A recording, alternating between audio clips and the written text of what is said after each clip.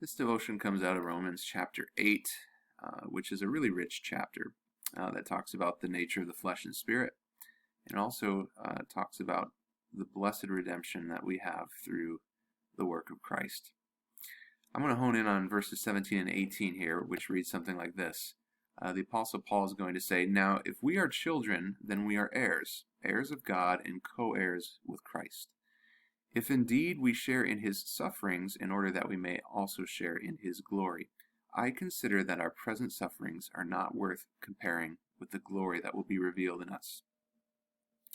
Now, on the surface, I think most of us would be inclined to nod our heads and agree with this statement. And that's because we feel that the glory that we will be revealed is, without a doubt, much more substantial than the sufferings that we experience currently. But I think the problem is that many of us don't even have an idea what suffering is. We've had it so rich in this country. And there's a severe weakness that a lot of American Christians have fallen into. The Apostle Paul had no shortage of sufferings. He was flogged and beaten and shipwrecked, and he just every time would get up and just keep going and keep going and keep going. He had street cred when we're talking about the amount of suffering he incurred. And he still, in all of that suffering, was able to say, "I am certain that it's not even worth comparing.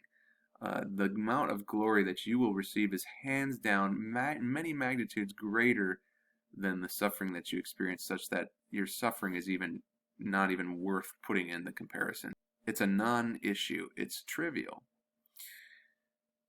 Now, I've come to realize that when we do suffer, and suffer much more than maybe you ever have suffered before, there's a strong temptation to feel that this is no longer the case, to feel that the glory that you will experience no longer outweighs the pain of the suffering that you're sitting in.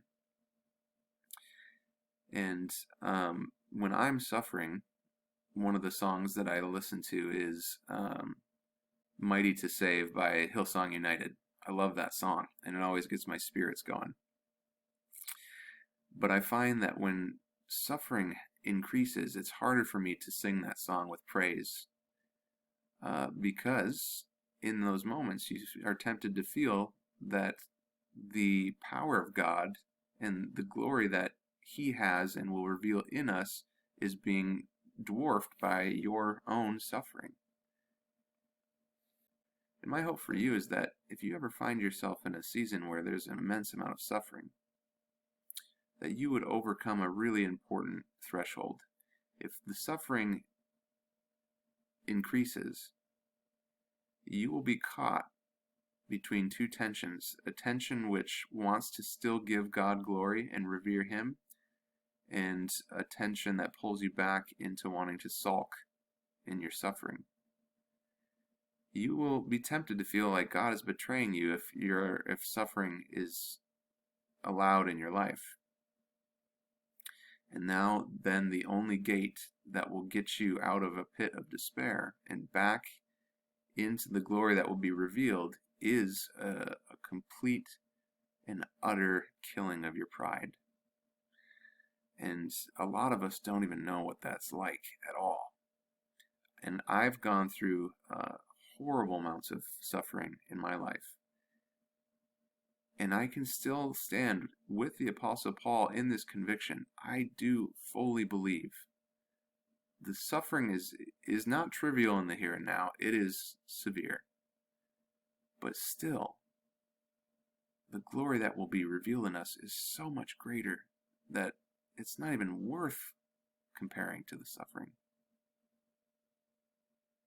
So if times get bad, my prayer and my hope for you is that you would be able to listen to a song like "Mighty to Save," and no matter how much affliction is overtaking you, and no matter how much torment you're being subjected to, you would still be able to sing that song at the top of your lungs.